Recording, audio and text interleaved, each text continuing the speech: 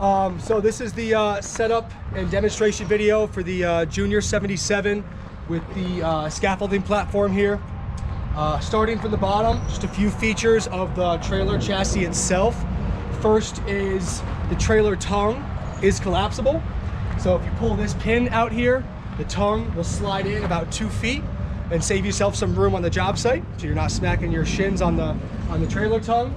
Also, the trailer axles are collapsible. So in a tight job space, you got to get through a gate or just through any tight area. You know, there's a couple pins and set screws down here. These axles both collapse and they'll go flush with the side of the machine here. So this thing will get down real skinny. So 2 collapsible components. They got to be all the way out for towing, but on the job site, you can collapse it down and save yourself a little bit of a footprint. Next piece here, the outriggers are already deployed. So these front outriggers, they slide in for stowing. The rear outriggers come out and get stowed just behind the motor here. We already have them out, you know, ready to go up in the air. So obviously before anything goes up, you got to get this machine up off the ground, supported only by outriggers. You'll see there's a bubble level right here by the operator controls. So what we're going to do is just go around to each corner of the machine and we're going to start cranking on these outriggers. Guys, if I get a hand, just kind of cranking on these outriggers here. Let's go a little quicker. You want to go counterclockwise. The other way. Yeah, you want to go counterclockwise. You're going up. You want to go the other way. There you go.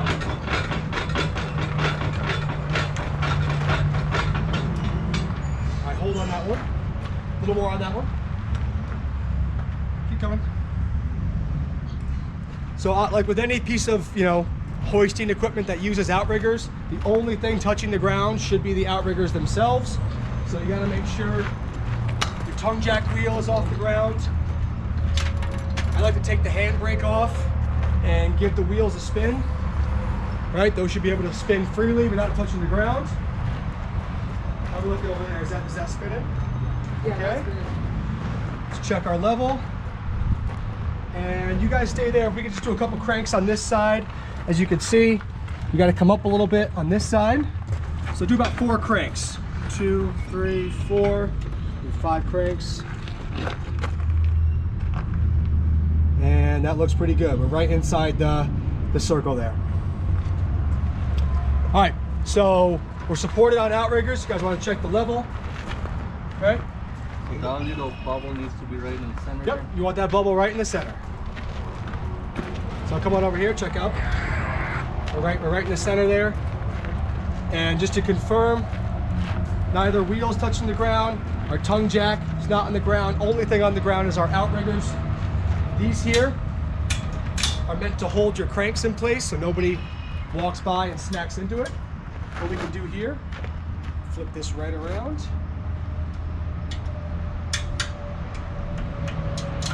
Hold it in place that way, right? All right, so now we're supported. We're ready to raise her up in the air. Before I start the motor, I want to show the camera here. This is your control station. There's only 3 hydraulic components on this machine.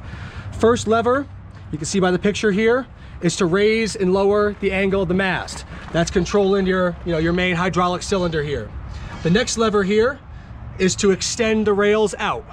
That controls this winch. This winch is what winds that thick cable up, and that's what shoots the rails out, up into the air. And the third control here, you can see is attached to our long cable. That goes to this control stand. Just like that. And that's what controls this smaller winch down here at the bottom, and this cable that goes up around the top and back down to your carriage. So this is what you use to send your load up and down, right? So raise and lower the angle, extend and retract the mast, and then raise and lower your carriage. That's it, 3 controls. All right, so we're gonna go ahead and start the motor up, and we'll stand her up in the air.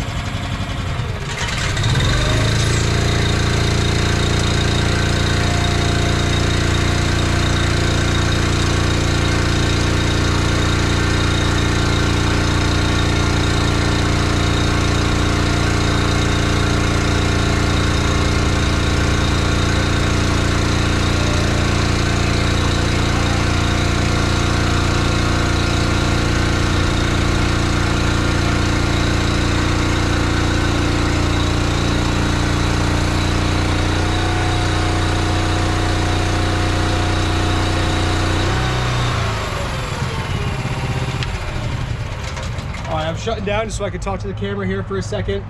So this is a very important piece of this machine.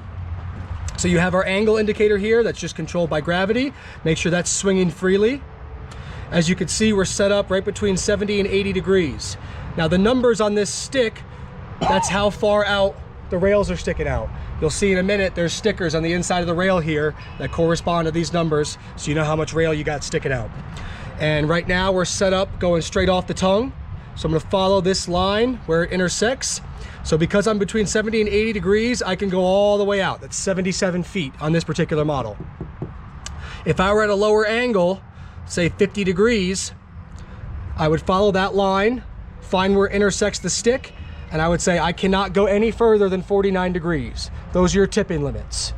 So when the machine is not supported by anything, you know, leaning up against the building during setup and breakdown, this tells you how far can you extend before you reach your tipping limit, right? So if you want to go all the way out, as you can see, you got to go between 70 and 80 degrees. Let that swing. There we go. We're right in the sweet spot. We can go all the way out on this machine right now. All right, so let's see what that looks like. All right, pull on that cord for me, please.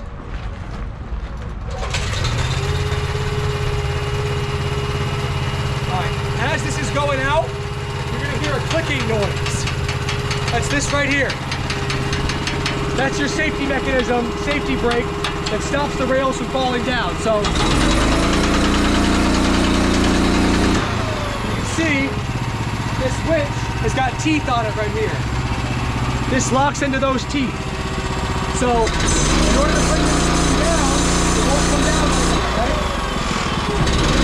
You gotta release this. The only way to bring the rails down is to hold this out. Now the rails will come back.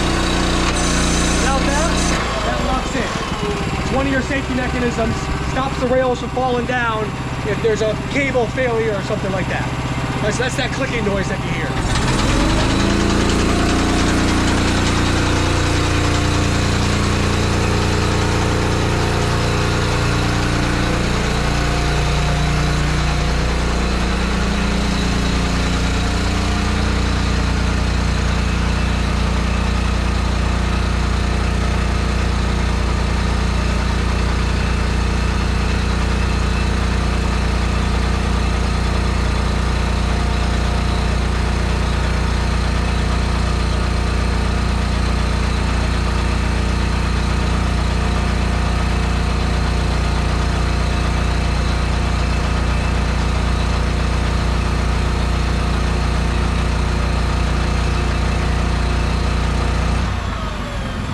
So come over here with the video, I want to show you something.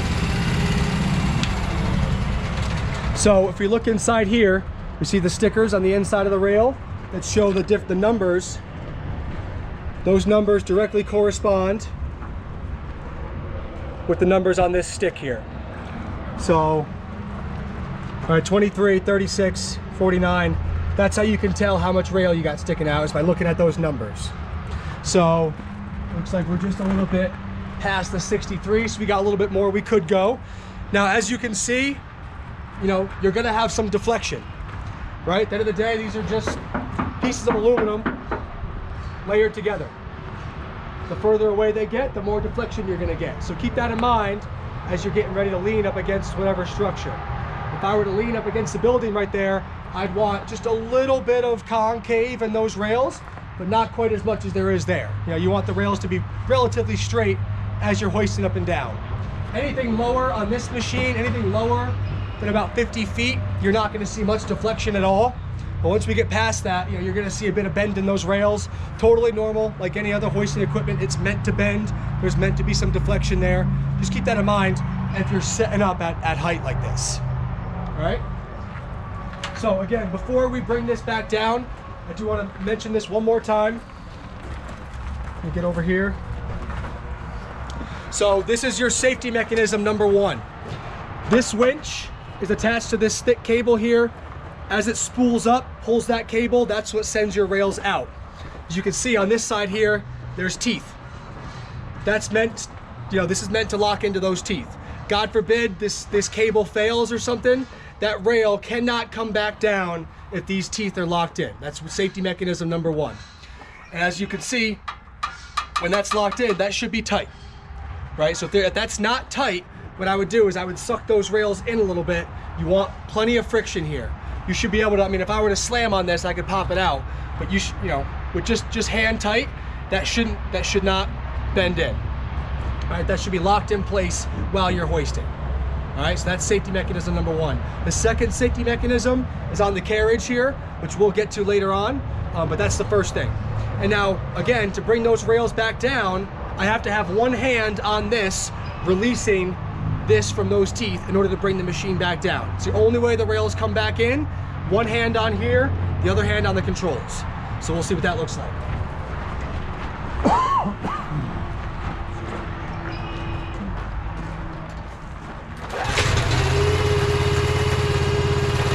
Now, because this is kind of tight, what I'm gonna do is I'm gonna go out a little bit first, right?